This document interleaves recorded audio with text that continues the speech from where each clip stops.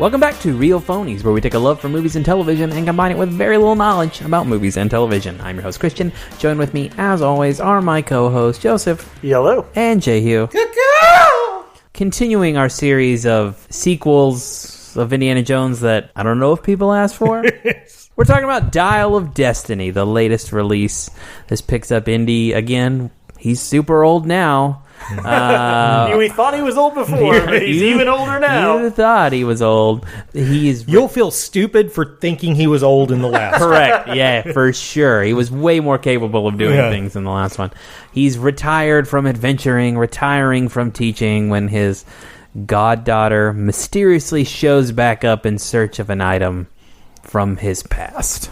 Let's see. Harrison Ford's in it. Mads Mikkelsen's in it. Mm-hmm. Phoebe Waller-Bridge is in it. Boyd Holbrook, who, God, that guy is typecast.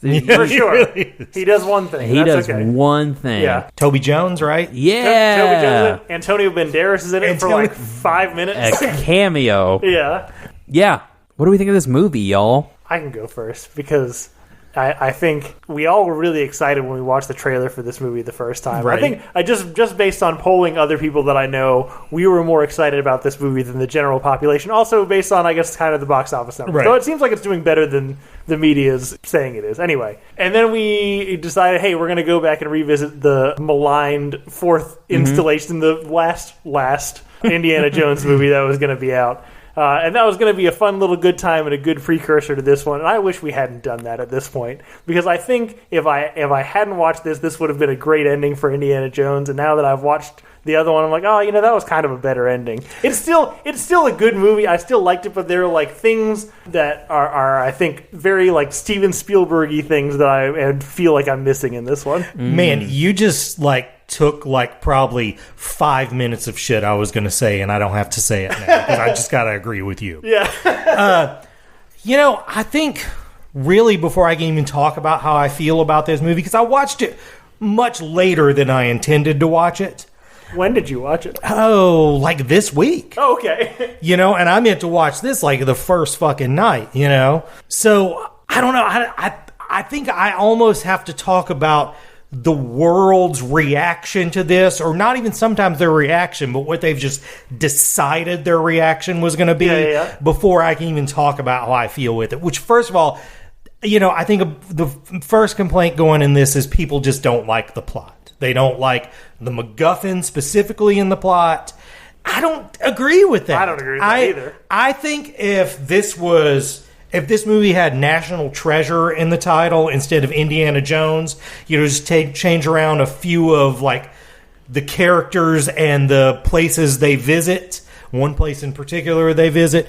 People would fucking love this shit. If this was a Hellboy movie, if you took this exact plot and put it on a Hellboy movie, it'd be the best Hellboy movie. There's just certain expectations people have going into Indiana Jones. Hang on a second, Hurt. You've just prompted something that I've never thought about before. Has anyone made an Indiana Jones Hellboy crossover before? They haven't, but because it's that right shit there. needs to fucking happen. No shit. I do want to, before you continue, and I'm curious to hear the rest of your rant, those people don't like fucking Indiana Jones movies. The ending of Last Crusade is a 400-year-old knight standing there waiting for him. It's already an established plot point. Right. We brought the past to the present. Right. It's not that shocking we can take the present to the past. And, really, honestly, people, this just isn't a realistic thing compared to the other one. I would argue this is the only MacGuffin that they really try to make work. They really try to, here is how this works, I need you to understand this. Which is something I don't always love, but it doesn't make it a valid complaint that, this just isn't realistic. Yeah, it's funny that you bring up specifically. I want to talk about it when we get more into spoilers, I guess. But the MacGuffin was something I really specifically liked about this movie. Right. I think they did it really well. I think the only thing you talked about how watching Crystal Skull skewed our expectations going into this. And I definitely wanted this to be something that went forward instead of going back. And it did. It was more sort of science-y based. And I wanted it to fit into the time, and I don't really know that it did that because it felt sort of steampunk, and steampunk wasn't a thing from the 60s. It didn't happen until basically the 90s or the oddies. The other thing is, I think the talk of why this is bombing and how much of this is bombing is really annoying me because I think a lot of what people are saying is man, people are just over these old things. Younger millennials and Gen Z just doesn't care about this franchise with this old dude, and that's why it's bombing. And saying something like that, I've got a 3-word defense that takes any of that down. Top Gun Maverick. Mm-hmm. The reason that succeeded is because going into it, we were sold that, hey man, this is going to be a movie about Maverick doing some fucking Maverick shit. And when we watched it, it was exactly that. And maybe that didn't bring in, Gen Z, but it brought in enough asses in the seats to make it a huge success.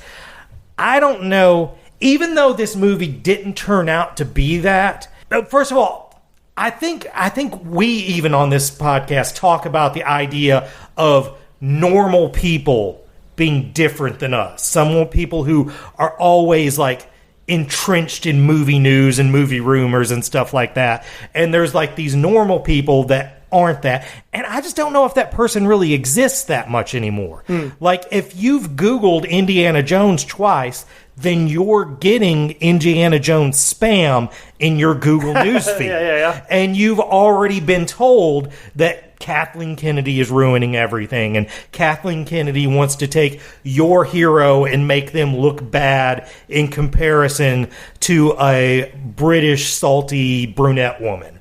Which, I'm not saying there's no validity to that complaint, but that really didn't have anything to do with what this movie was, I don't think. But I think a lot of people didn't see it because they thought that was what it was going to be. Yeah, we've already spent longer than I wanted to talking about people talking about Indiana Jones and the Dial of Destiny instead of talking about Dial of Destiny. Mm-hmm. And Christian still hasn't talked yet, but I do want to bring up, because we're kind of glancing over it.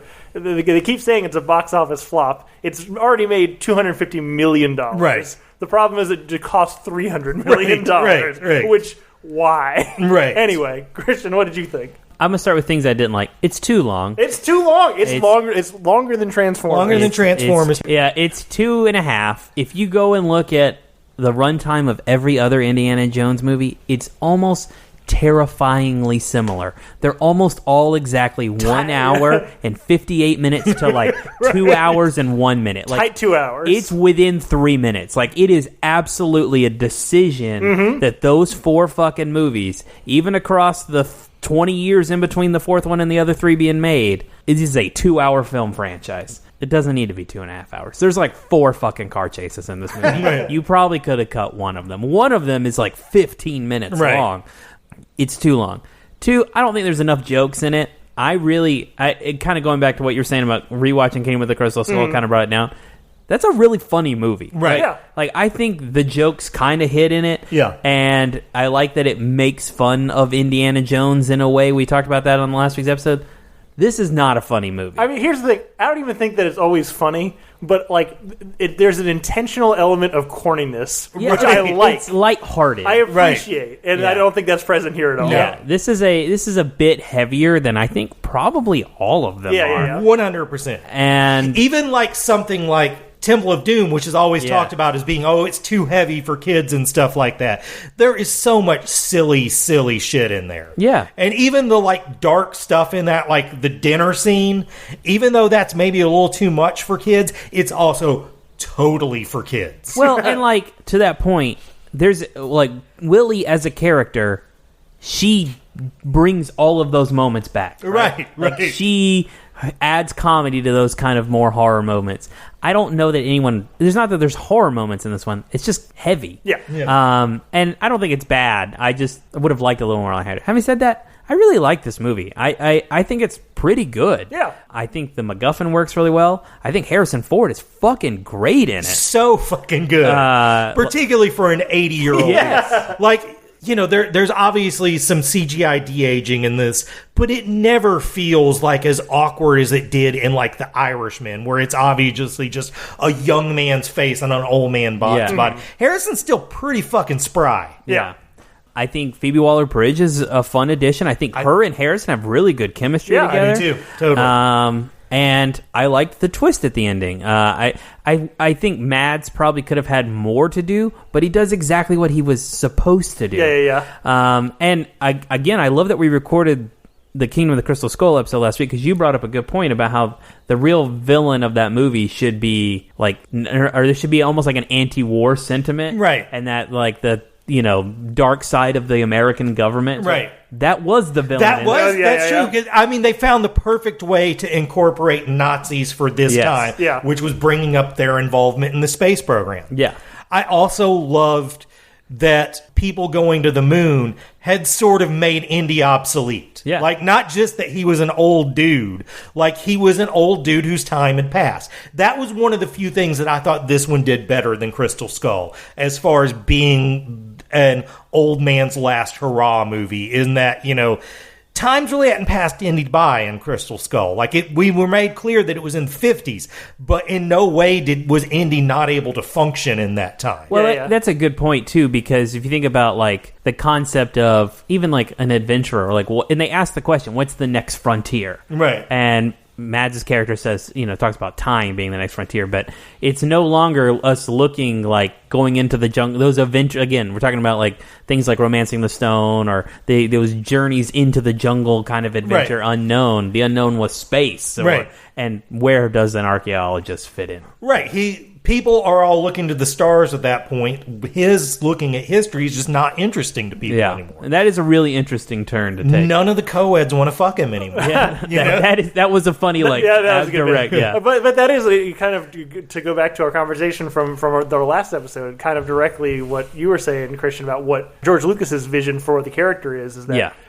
he's supposed to be a superhero in these pulp stories. And that makes sense for how he, functions as an older, aging guy who's like a hero to all of his I don't know, subordinates, and the younger generation. It makes sense that's the way that we do it in Crystal Skull, as the aging guy. But in this one, where it's obvious that James Mangold was not going that direction, we decided, this is probably a more realistic depiction of somebody kind of aging out of their generation. Well, I do think too, to the point you're making, and I think they could have gone more into this, the movie to make of this time is an anti-war movie. Right. That was the story those people were telling. That's what you should have told here, which he kind of does. I mean, we're talking spoilers, maybe what happens to Mutt.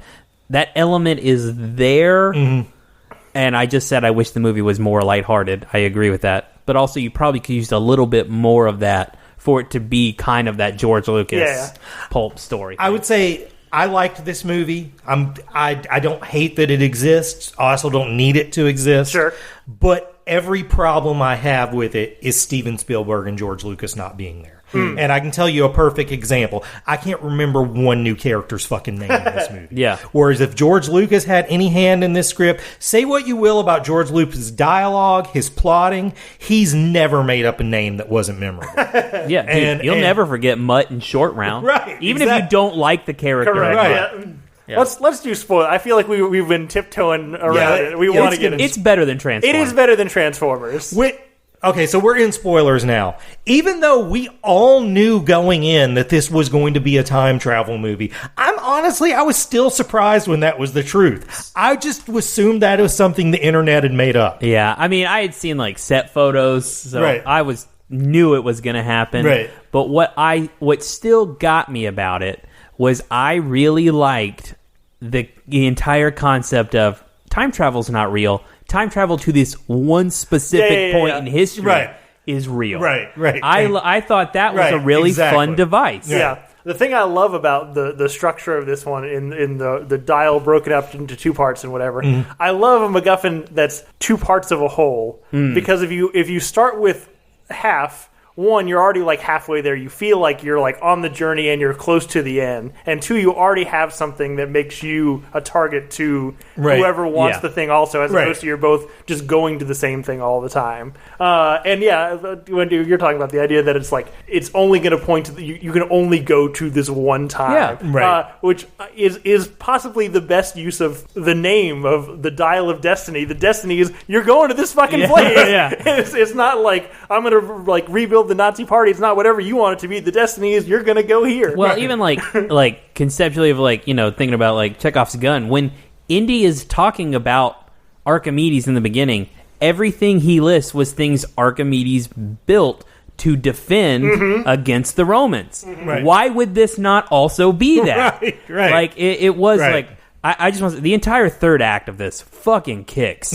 Like once you really get to, they've put it together, they're doing the chase, they get on the plane, the kids flying the plane behind them, they fucking go, like Indy's saying goodbye, this is what I've always studied, I've always studied this, wanted this, let me have this, and she punches him and says, fuck you. Like all of that is great. And I think it's a great ending for Indiana Jones, because you think, like, it's such a great setup. You think, yes, this is what Indy wants. Indy wants to be. No, what Indy wants is his fucking wife back to enjoy retirement. That's what he needs.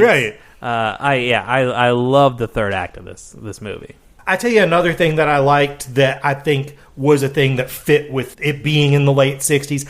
There was part of me that almost was like, oh man, this one should be, the MacGuffin should be another Judeo-Christian artifact. So there's that sort of thing where all the odd number ones are Judeo-Christian. Well, they play on that. But I like that they find, that spear in the beginning that makes you think that's what it's going to be. And it's like, oh, this is going to be a fake. Instead, this is really like Indy's like first fully secular. And that fits to the times as well. Well, can we say, I feel very strongly that the whole opening sequence, with the train and the actual Nazis in Nazi Germany is Mangold's homage to the Spielberg version of Indiana Jones. Like, this is like one last ride as this character. We know this is fun, and then we're going to do it my way after this. I want to address two things that both of you have talked about.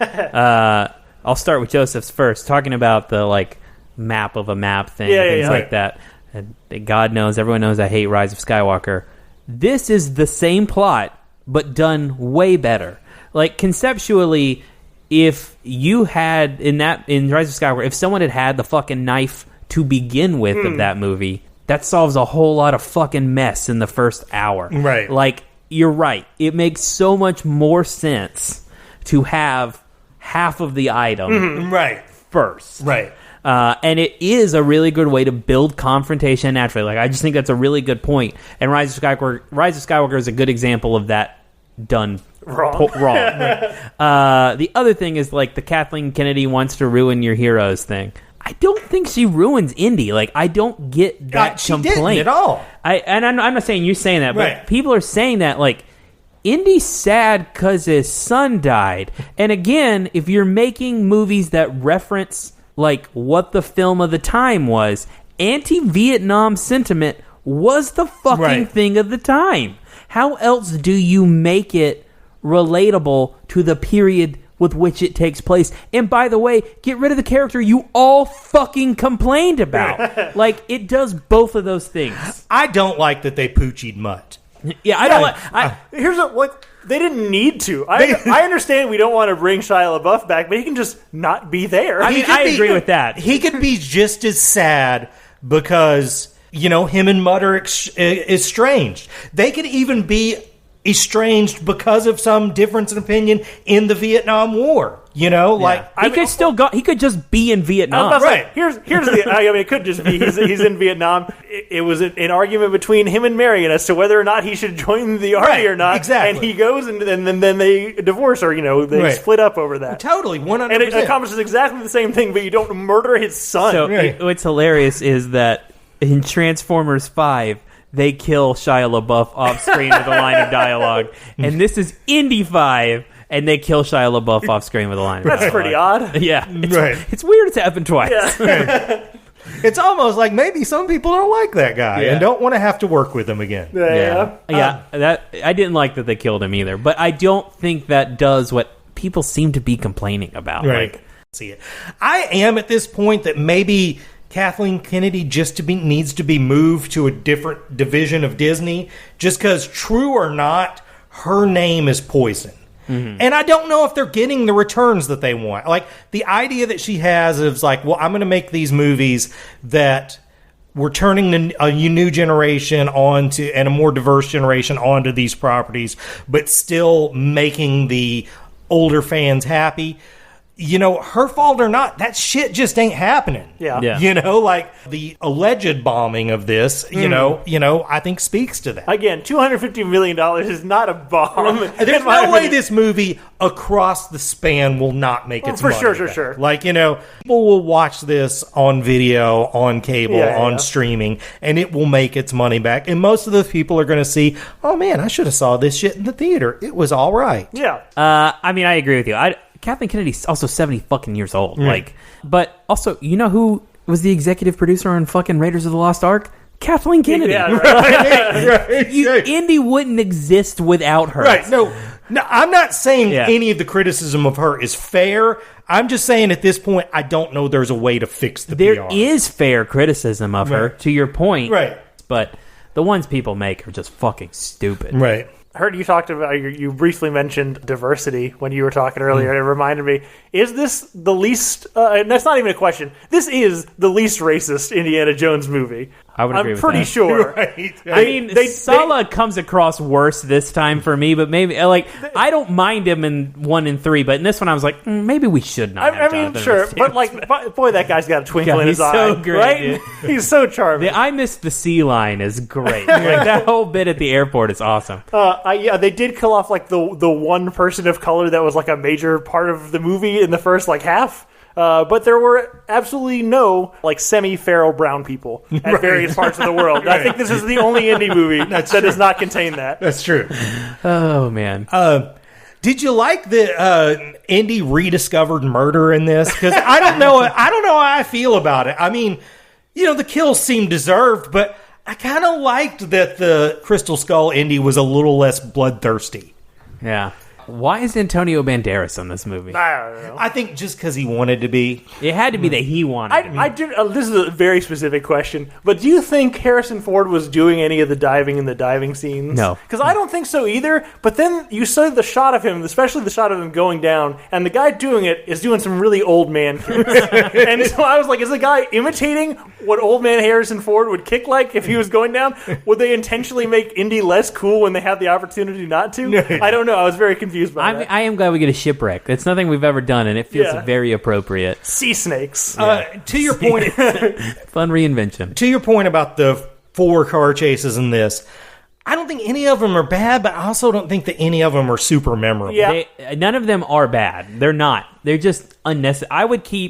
I think the Tut-Tut one or whatever is fine, and that's what I watched at Celebration was that whole fucking sequence. And I think the one on the horse is fun. Right. The one on the horse is my favorite. Yeah. Yeah. I just think that there's not one in this, like... I would have cut the motorcycle one in the beginning. That is immediately as iconic. Every one of the other ones has one... A chase that's iconic, and even if it's for the wrong reason in Crystal Skull, you know, the chase through the woods, whether you like it or not, you remember it. Yeah. You know, I don't know if this has anything really like No, the closest thing I think to it, I think the thing that checks the box and makes the other ones kind of useless is, I think the train sequence is great. the chain sequence is my second. I still think I like the horse one. Yeah. more. And I think that's what kind of pulls the rug out, I guess, on why we do it. Like, it's like, well, none of these are great. Let's just keep throwing shit at the wall. But the train sequence is great. The horse sequence is a fun, like, change of pace. Right. It's really, like, visual of the story we're telling. This old fucking guy's riding a horse. These young people are driving a car. I mean, it is a man out of time in, like, the most clear sense. Yeah. I can't decide if we've just been spoiled by, like, Christopher McQuarrie or if... We absolutely have. We have. Or if, like, it seemed to me like a lot of these were built on really practical sets, and then there's just a lot of fucking cuts in the action sequences, which I don't love because I'm like, well, if you're gonna make it fucking, I know it's already $300 million, so maybe you shouldn't have done that. Maybe you did the right thing here, but I think that would have made it a little bit more memorable. It was practical, but did you guys kind of feel? I don't even know if this is true, but like the whole color palette of this was maybe digitally. Like it felt definitely one step away from sepia tone. Yes, I think a lot of it was shot on the volume. Yeah, and I'm sure part of that is on purpose. Right. It's too expensive. There's too much CGI. Yeah.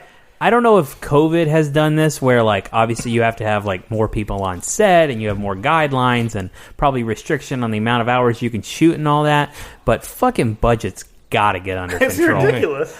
I will say that said, we talked about none of the chase sequences maybe are as iconic as the previous ones. That said, if we were going to turn one of them into a ride, which one would we turn into a ride?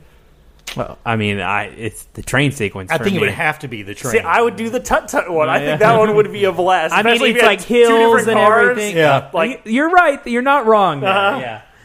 I just think the other one's so classic Indiana Jones that it's hard to avoid. But the tut-tut one, that's a good choice.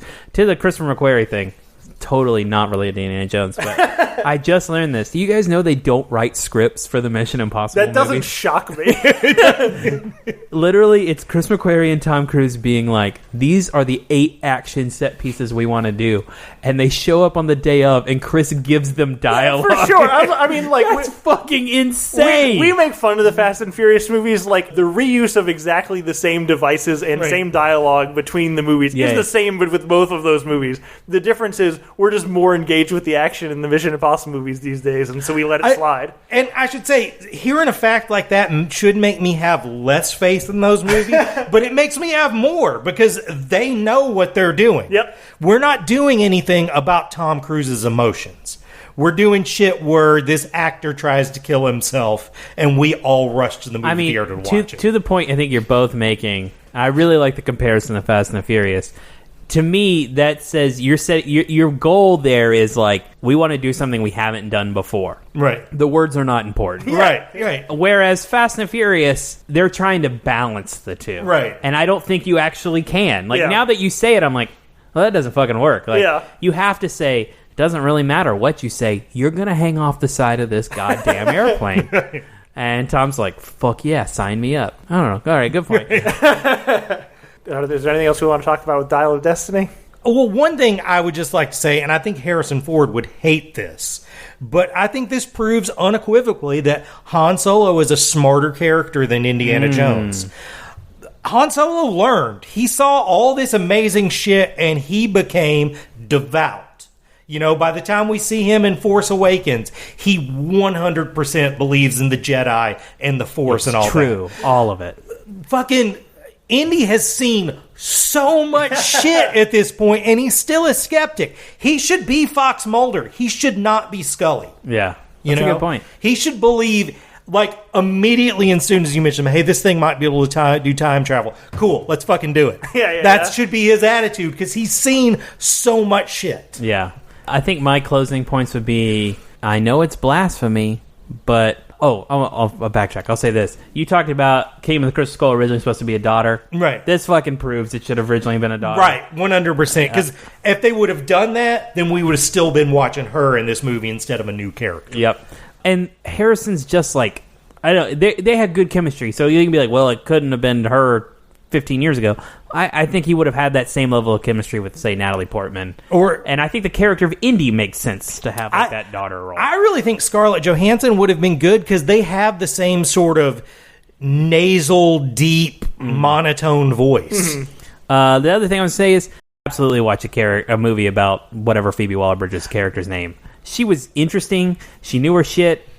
She was Han Solo-y enough. She's morally gray. I'd fucking watch more. There's a weird thing where they kept trying to imply that she was some kind of lecher. Like, she was just constantly, like, into whatever guys were in front of her. But, like, never makes good on it in any way. Which I don't know if that's just a carryover from... She like she wanted to fuck everything. Yeah. I'm going into this, I'm pretty in the pocket for her. I like her a lot. Yeah. But I don't think it's going to happen, but I'd watch more movies with her. Also... her short round was pretty entertaining too. I can't remember what his name was, but I liked him. Yeah, that's the problem, right? No names. Right. And you want to tell me you don't want to know what the fuck Short Round is doing in 1969? You're a fucking liar. That was literally my only problem with this movie, is that ending where everybody sort of, like he should have been in it. Mm-hmm. I don't know how somebody didn't think, oh, that dude needs to be in this. His original surrogate child should be meeting his new surrogate child. I think the problem was he wasn't back yet. You know what I mean? I mean, that's true. That is true. I think I didn't mention this earlier, but also, even though I think Mads was fine in this, I would really had hoped that he was going to be the new best Indy villain, and he's not. It's still Mullen Ron. Yeah. Yeah. You just don't give him enough, I think. Do you think Mads Mikkelsen ever wants to play a good guy? I'm sure he does. Who I think doesn't is Jason Isaacs. Yeah. Jason Isaac has no interest. Even though, as we know from Star Trek Discovery, he's good at it for the part of that while you still think he's the good guy. But I just don't think he wants to. But I think Mads Mikkelsen does. I think he wants to be the good guy. Poor guy with that face. Yeah. Yeah. Galen Erso is a good guy. I mean, yeah. He's part of the Empire. He does build the Death Star, but under duress. He builds the fault in the Death Star. That's true. Right. They did murder a lot of people before that happened. Anyway, it's fine. I do want to offer a heartfelt apology to the actress who plays Marion for all my words last week, because she's only in this movie for 2 minutes, but she's really good in those 2 minutes that she's in it. And now I'm like, okay, maybe a lot of the hokiness of the last one was maybe just Steven Spielberg's direction and maybe less a reflection on her acting talents. Yeah. Well, and also maybe, that was probably her first experience really with dealing with the deep green screen. Maybe she just didn't know what she was doing there. I also need to, while we're talking about Marion, I need to admit my bias here for a second. My parents got divorced because my brother died. Mm-hmm. So, the fact that Indy and Marion would divorce because their child died seems totally realistic. Yeah, no, totally. Absolutely.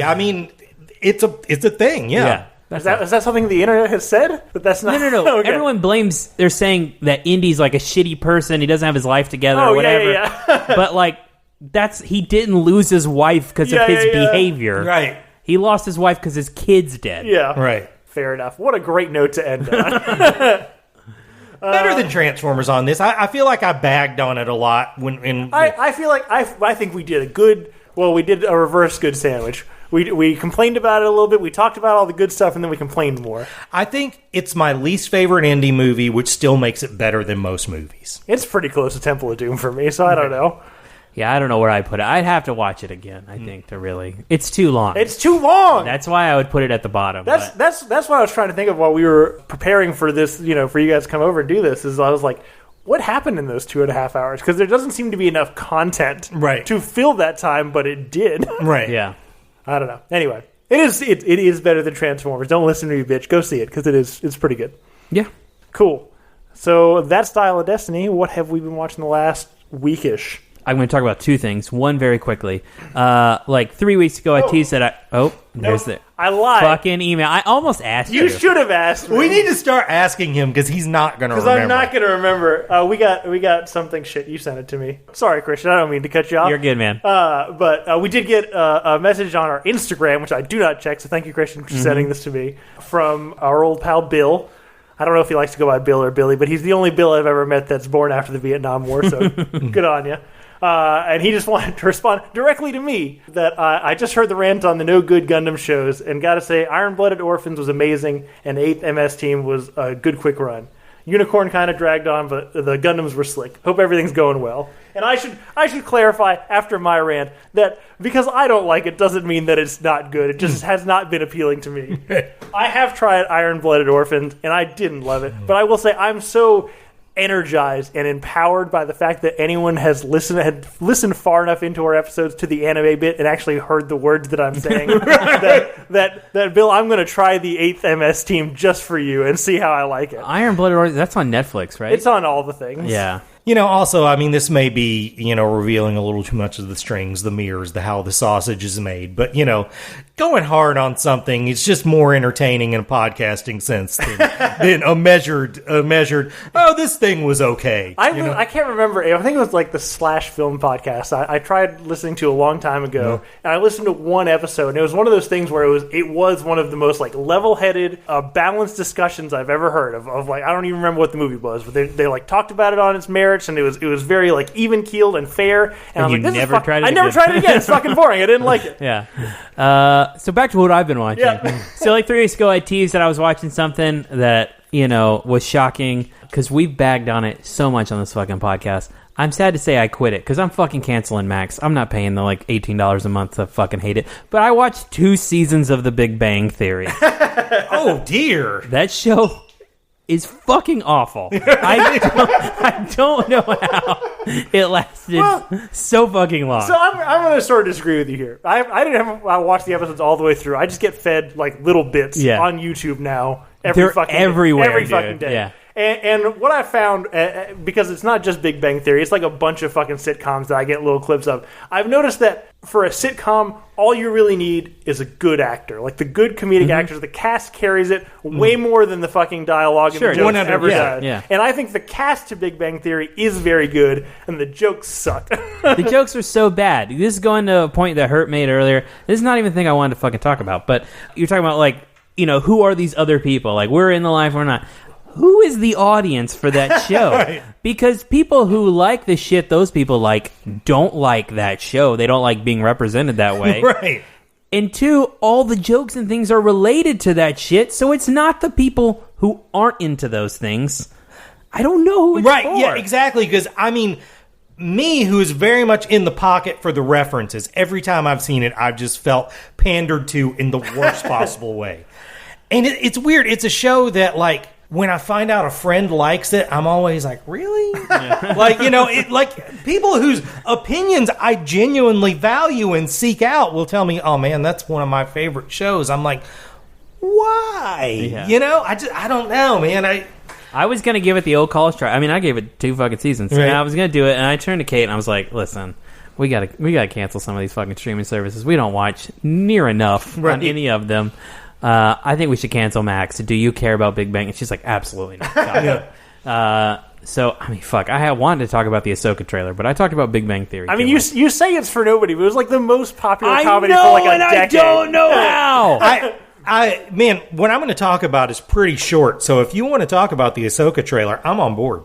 The Ahsoka trailer is fucking awesome. The Ahsoka trailer is fucking awesome. So, a couple things I want to point out. One, Thrawn. So Thrawn was in the trailer they showed at Celebration. He looks way better in this than he did there. I've been real nervous for the last 3 months, waiting on the general audience's reaction to seeing him. I think he looks way better. It is crazy that the voice actor just happened to look a lot like the character. Nice. Speaking of a Mikkelsen, it's Lars Mikkelsen, Mad's brother.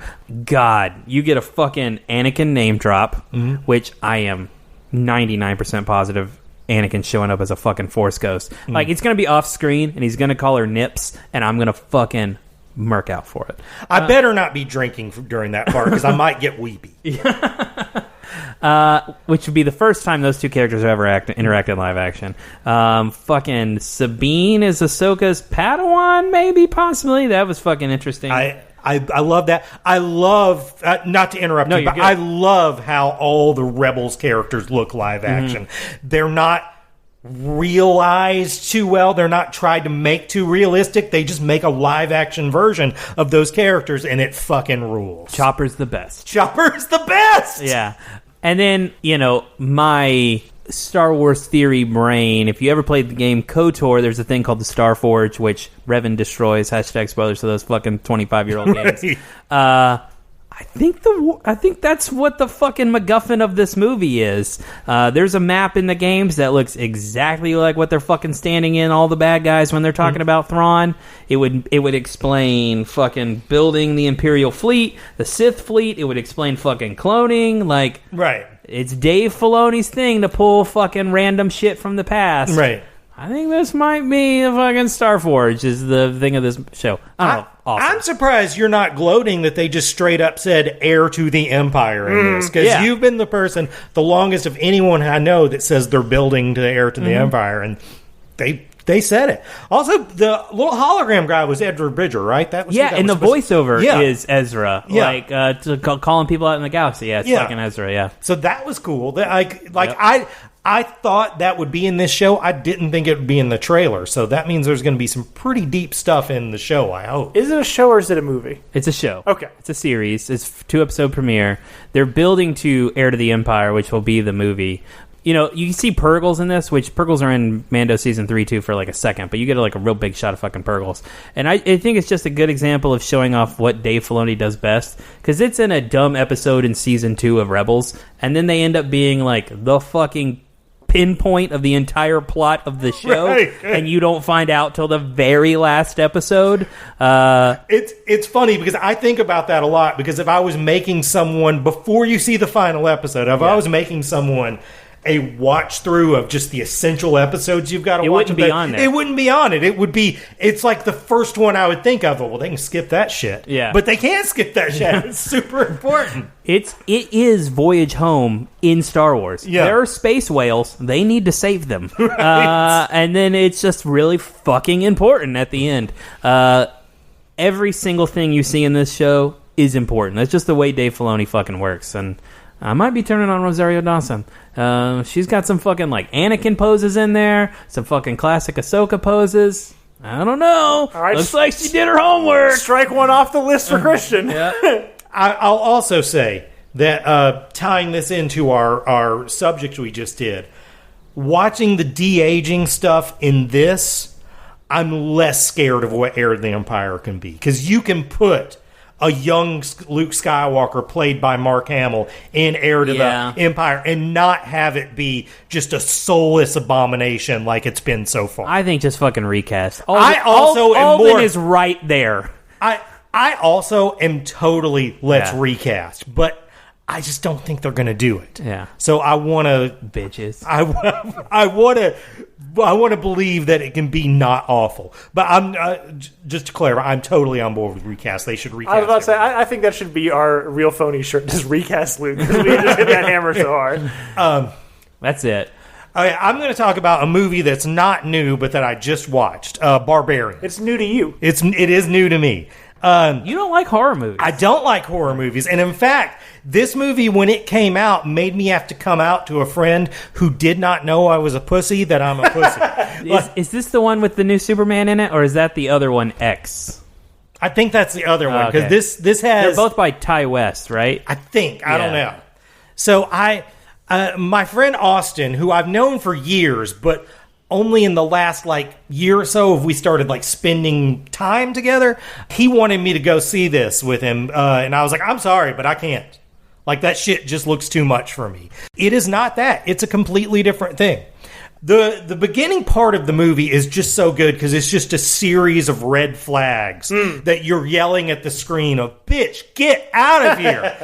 And then when the turn happens, you don't even get to find out if most of those things were red flags because some completely other fucked up thing happens. But it is a very, very good, very entertaining movie. And that is coming from someone who, like you said, does not love horror. But this is horror I can get behind. This is a strong endorsement, Hurt. You're going to convince me to watch this. It was very much I can bag out on a friend and say, hey, I'm a pussy, I'm not watching this. But, I'm more afraid of Sarah than I am this movie. And she wanted to watch this. Okay. So I had to watch it. And I'm glad that she made me. When it is done well, horror is the best genre. Those movies are fucking awesome. Well, I tell you what you have with so much of horror that I don't like is either that it's too dumb or that it's using things to seem smart that aren't actually smart, which is usually just misery and hopelessness. And that's what this seemed like it was going to be. It seemed like it was just going to be somebody chained in a room for 2 hours getting tortured, and I was very glad it wasn't. You and I should go watch horror movies together, because as Christian knows, I'm also a huge coward, and I will watch most of it with my fingers in my ears. I make fun of them the whole time. It makes it very easy to watch horror movies, actually. I'm going to talk about the second season of a show I watched a long time ago that I've never talked about, I don't think, Vinland Saga. So the second season of Vinland Saga came out this year. The first season came out in 2019, I think. But I don't know because I don't talk to other people that watch as much anime as I do. But for a long time, it felt very much like a hidden gem. It wasn't. It was the only streaming service it used to be on was Amazon Prime.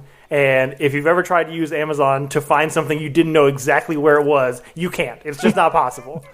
So it was just kind of shout out Prime Day.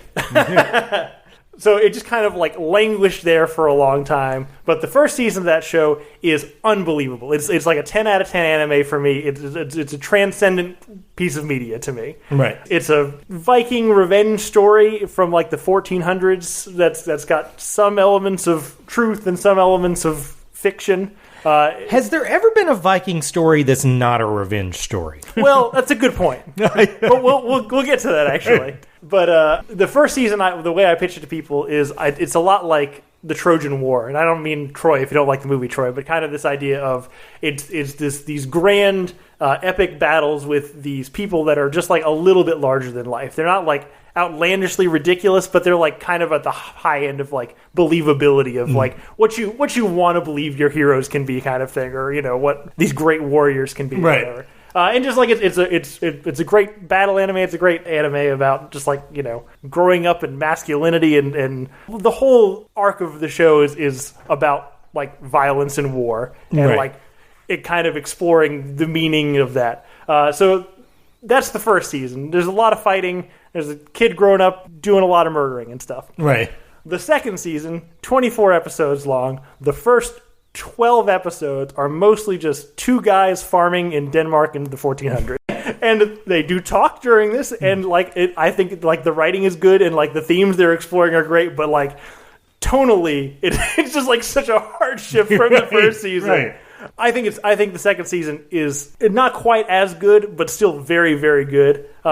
It's made by MAPPA, who have been just like fucking way overdoing it for a long time, and it's finally caught up to them. They've had like 3 anime, winter, spring, summer, for like the last 2 years, including the finale of Attack on Titan. So yeah, I don't think the animation necessarily like makes or breaks the story, and particularly in this one, which is not as action heavy, it's not like as important, but it definitely, there are parts of it distract me. Right. I feel like, but in general, I mean, it's a great show. If you haven't watched it, definitely, like, again, the first season I think is the absolute best. I think the second season is a strong and worthy follow up, and I'm hoping it's popular enough to keep going. Right. So yeah, Vinland Saga, better than Transformers. What are we gonna do next week? Mission Impossible's out. Is it? Comes out this week. I mean, if we're going to do Mission Impossible, we need to decide right now, because I need to watch like 3 Mission Impossible movies. Because I never watched Rogue Nation. Fuck you. And I feel like I would need to watch 3 and 4 again, because they sort of tie into each other and lead into Rogue Nation. We just established that you don't really. I mean, that's true. I mean, like, in Rogue Nation, there is a bit where he climbs something, and you're like, oh, this is like Mission Impossible 2. That's all the connection you need. Right. Right. If you watch the first one, what's his butt's back in this one? We see that in the trailer. So. Right. It's all the same thing. They're looking for a fucking key somewhere that's got a list of he's going to be disavowed. Or he's going to be disavowed or has been disavowed. I was thinking about specifically in this movie, and it brings up one point about Indy that I've forgotten to make during Indy, which is that I really hate the way, and I know I've said this before on here, that the way that 2016 Ghostbusters changed the way we think of movies. Like, that movie is so much, we've said that before on here, that if you think anything of that movie, then it's fine. Has nothing to do with the movie. Mm-hmm. It has to do with what you brought to the table. Right. And I think there was an element of that to Indy. How that ties into this is, I know there's going to be some kind of twist as to somebody's back in this one. There's going to have to be. But it can't be Jim Phelps because of what an asshole John Voight is. Yeah. And it can't be it can't be Emilio because he's a goddamn anti-vaxxer. Like right there, your 2 coolest choices are just off the table. And I kind of hate that. They're also dead. But, I mean, what does that mean in the world? Are they really? In a world where anybody can put on a mask and be somebody else, what does that really Emilio has the best death in all of Mission That's Impossible. True. To your point, you probably should watch the last 2, because they're the ones with Rebecca Kirby and Rebecca Ferguson. Is there Rebecca Kirby? Rebecca, yeah, I watched It's Rebecca Ferguson and Vanessa Kirby. Vanessa Kirby. Yeah. I watched the first one with what was that one? What was the fourth one? I watched that one that had Rebecca Ferguson. Ghost Protocol. Yes, and I liked that. Oh. Rogue Nation. Rogue Nation, I think, was the last one. I think there's one in between there. Yeah. Is there? Ghost Yeah. Protocol is the Brad Bird one. That's the fourth one. Yeah.